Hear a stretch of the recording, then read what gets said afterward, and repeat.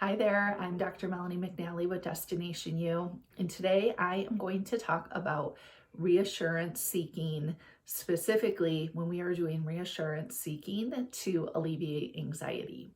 So let's talk about what it is. Reassurance seeking is when we are trying to get someone else to reassure us as a way to decrease our anxiety. So if I'm anxious about a party, I might ask my parent or my friend over and over again, what time does the party start? Who's going to be at this party? Are you sure you're going? Can I see the invitation again? Is it on Snapchat or other people talking about it? I'm going to constantly be asking questions about this party, and I am seeking reassurance from my friend or from my parent.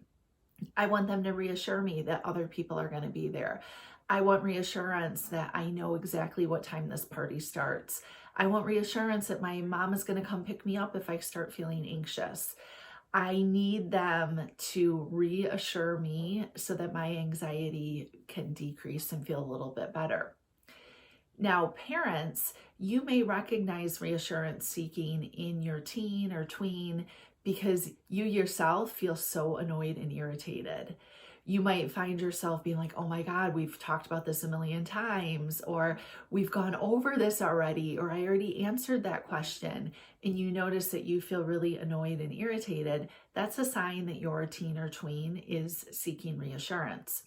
If you are a teen, or if you are the one who is doing the reassurance, you may recognize that you're doing it because of other people's reaction to you. Your parents might be really annoyed with you, or your friend might get super irritated and stop talking to you or yell at you. So maybe your friend is like, just stop. I told you I'm not mad at you. Everything's fine. But if you keep asking me, I'm going to get mad at you. That's a sign that perhaps you've been doing some reassurance seeking yourself. So what to do? If you are somebody who is seeking the reassurance of someone else, the first thing to do is to recognize it.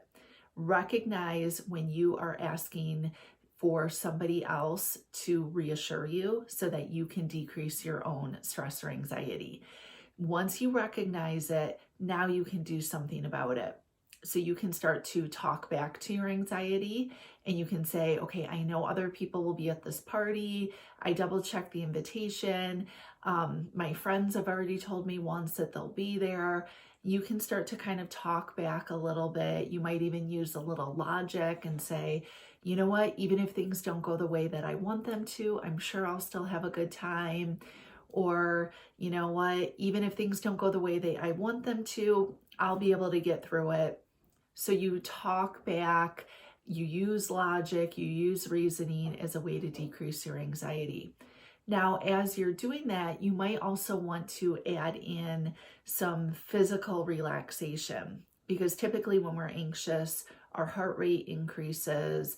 We might feel a little shaky or trembly. We might feel really hot. So start to do things to just calm down your physical self. So that might mean some deep breathing, some slow, deep inhales through the nose, exhaling through the mouth. The only thing about deep breathing is just make sure that your exhale is at least one count longer than your inhale. So whatever your count is, if you inhale through your nose for a count of 4, exhale through your mouth for a count of 5. That's a really good way to just relax your body.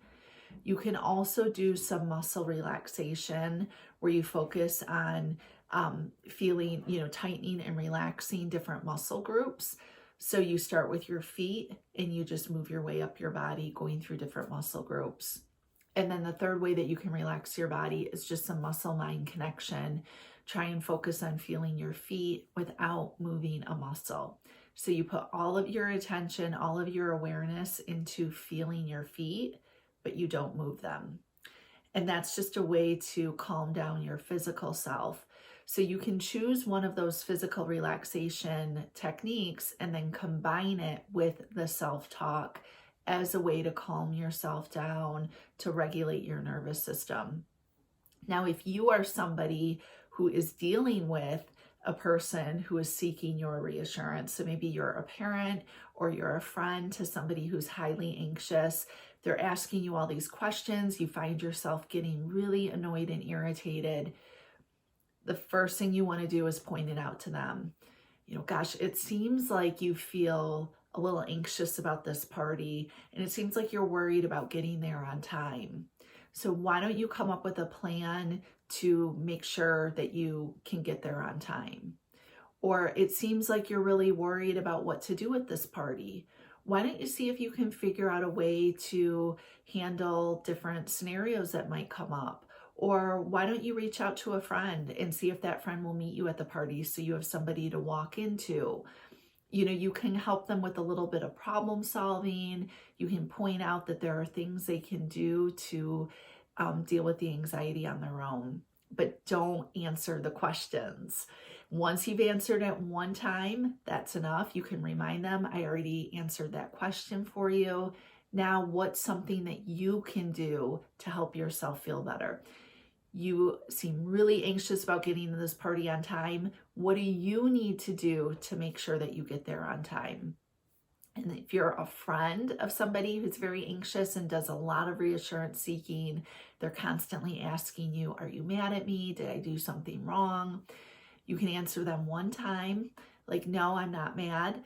And then the next time they do it, you just say, you know what? I already answered that question, and I really don't think it's necessary to answer it again. It seems like maybe you're a little worried or you feel a little insecure right now, but I can't help you with that. You have to figure out how you're going to deal with that. So put it back on them. If you're their friend, it's not your responsibility to constantly reassure them, to constantly make them feel better. They have to realize that it's a problem, and they have to realize that there are things that they can do to help themselves feel better. Okay, I hope these tips were helpful, and I will see you again next time. Take care.